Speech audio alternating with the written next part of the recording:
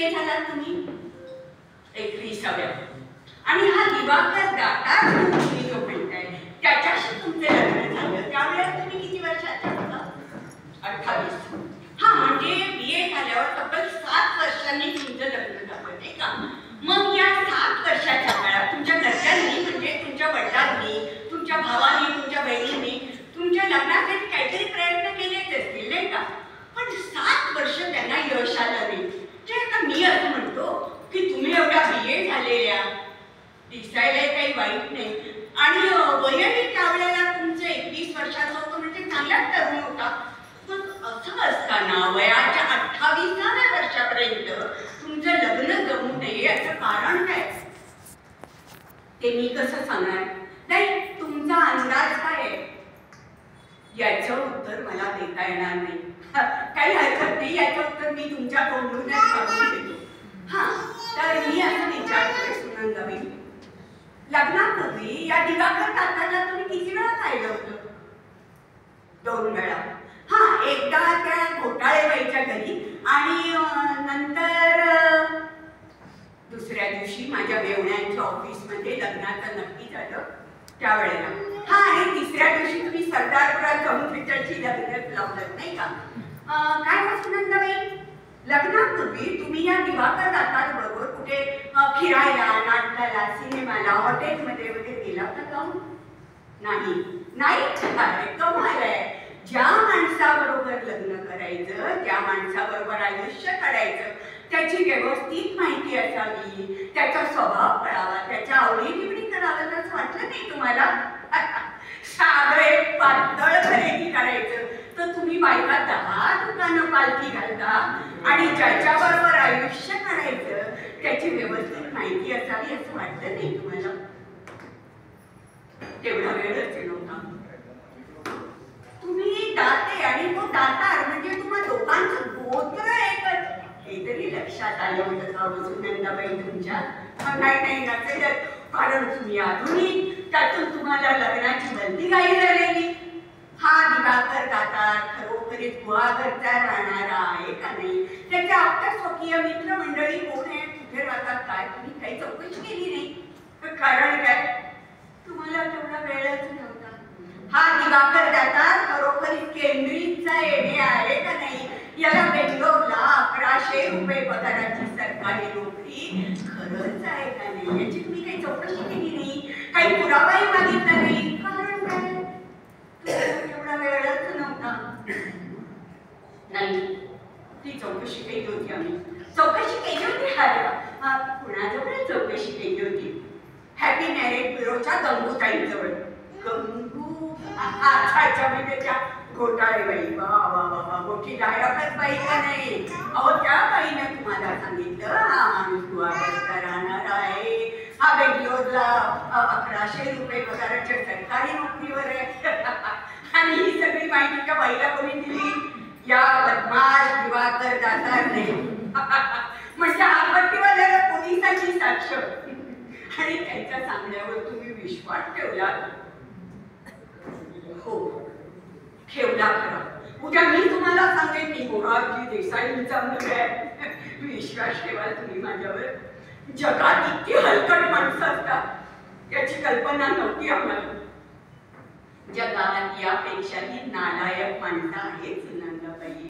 हा, तर मी काय म्हणत होतो, ज्या माणसाला तुम्ही फक्त 2 वेळा पाहिलं, ज्याच्याबद्दलची कसली माहिती तुम्हाला नाही, ज्याच्याबद्दलची चौकशी तुम्ही काही केली नाही, अशा वाटेवरच्या वाटसरूला बघून तुम्ही त्याच्या गळ्यात मार घातली. एवढंच नाही, स्वतःचं राहतं वडिलोपार्जित घटा टिकून 10,000 रुपये हुंडा त्याच्या घशात घातला. लग्नाची एवढी हिसाब काही करायचं काय कारण होतं तुम्हाला सुनंदाबाई? डोक्यावर अक्षता काढून घ्यायची एवढी जबरदस्त निकड का वाटली तुम्हाला? सांगा तुला. वडिलांच्या प्रकृतीचा भरोसा नव्हता आणि माझं लग्न झालेल्या डोळ्यांनी पाहावं ही त्यांची शेवटची इच्छा होती, म्हणून आम्हाला काही करायला लागलं. हो, पण वडिलांची प्रकृती निघायला कारण तुम्हीच होता हे तरी पटतंय ना तुम्हाला? मी कशी काय कारण?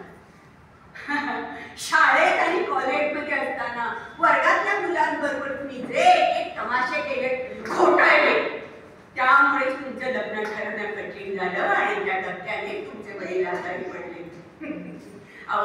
स्वतःच राहतं वडिलोपार्जित धंदा टिकून 10,000 रुपये गुंडाच्या भामट्याला द्यायला तुम्हाला वेळ लागलं नव्हतं सुनंदाबाई. तुम्हाला हुंडा द्यावा लागला त्या दिवाकर काकासाठी नाही, तुमच्या स्वतःसाठी सुनंदाबाई, तुमच्या स्वतःसाठी. मुळीच नाही. हुंडा दिला नसता तर काय झालं असतं? लग्न मोठं असतं. दुसरं काय झालं असतं? दुसरं काय झालं असतं? सांगू दुसरं काय झालं असतं? हो सांगा ना, दुसरं काय झालं असतं? मूल छांडाळा तुम्हाला मूल झालं असतं सुनंदाबाई. लग्नापूर्वी तुम्हाला काही दिवस गेले होते आणि ते पाप झटकण्यासाठी हे लग्न करण्यापासून गत्यंतरच नव्हती.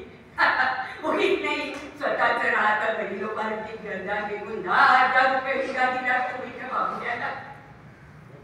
माझ्या आयुष्याचा सत्यानाश करून फिरून माझ्या अमरूला डांबर वाचतोयस मेल्या. दिवाकराला जेव्हा बेंगलोरला ही गोष्ट कळली तेव्हा त्याने तुम्हाला बेंगलोरून हाकलून दिलं. तुम्ही त्याला सोडून निघून आला नाही सुनंदाबाई. आणि दिवाकर दादा एवढा बदमाश माणूस आहे हे जर का तुमच्या लक्षात आलं होतं तर तुम्ही ती गोष्ट आपल्या घरच्यांना का नाही कळवली? घरच्यांना तर तुम्ही पत्र लिहून मी इथे फार मजेत आहे, दिवाकर बरोबरचा माझा संसार सुखात चालू आहे असंच लिहिलं ना. हो ना? कोणाच्या धमक्यातून ती खोटी पत्र तूच माझ्याकडून लिहून घेतली. तिची परिस्थिती मी कधी तरी कशी कळवणार होते? या माणसानं माझ्या भोवती जाळत असं विणून ठेवलं होतं. मला काय करावं आणि काय नाही ते कळत नव्हतं. महिने हा माणूस गायब असायचा. आला की एखादी भयंकर बातमी सांगायचा. आज काय मुंबईची दाजी शास्त्री ट्रक अपघातात वारली. उद्या मोहागरचे चुलते खुरसा जाऊन गेले. परवा कोणी पुतण्या विहिरीत पडून गेला. 7-8 महिन्याच्या काळात या माणसानं आपल्या घरातली 7-8 माणसाच्या विहीर मारून टाकली आणि त्या सगळ्याच्या खापाला माझ्या डोक्यावर पडत होता. मला पांढऱ्या पायाची मुलं मिळवत होता. मला काय करावं तेच कळत नव्हतं. मला जगावं का मरावं तेच कळत नव्हतं. मला वेळ टाकायचं वेळ टाकायची तेच म्हणतोय मी सुनंदाबाई तुम्हाला. अजूनही तुमचं डोकं ठिकाणावर आलेलं नाहीये आणि त्या वेळाला मला कुणाला तरी शिक्षा करायची म्हणून मला दिवाकर दादांनी शिक्षा करून द्यायची. अहो मी दिवाकर दादा नाही, मी निप्पाणीचा तंबाखूचा व्यापारी लखोबा लोखंडे. माझ्या आयुष्याचा सत्यानाश करणारा दिवाकर दादा तूच आहे. तूच दिवाकर, तूच दाजी शास्त्री, तूच जॉन वॉकर आणि तूच कॅप्टन परांजपे. तूच रे, तूच तो. तुम्ही कितीही आरडाओरडा केला तर मी निक्षून सांगेन तो मी नव्हे.